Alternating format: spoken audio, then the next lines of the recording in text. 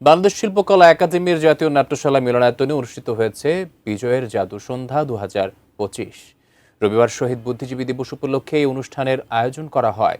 অনুষ্ঠানে সভাপতিত্ব করেন জাদুশিল্পী ও ঐক্য সংস্থার সভাপতি শাহিন শাহ।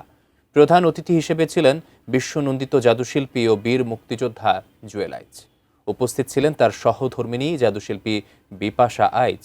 এছাড়া বিশেষ অতিথি হিসেবে উপস্থিত ছিলেন এটিএন বাংলার অনুষ্ঠান ও সম্প্রচার উপদেষ্টা তাশিক আহমেদ এবং এটিএন মিডিয়া কমিউনিকেশনের সিইও সাজিদুর রহমান মুনিম। অনুষ্ঠানের প্রথম পর্বে অতিথিদের বক্তব্য প্রদানের পর তরুণ জাদুশিল্পীদের সনদ বিতরণ করা হয় এবং দ্বিতীয় পর্বে জাদুশিল্পীরা জাদু প্রদর্শন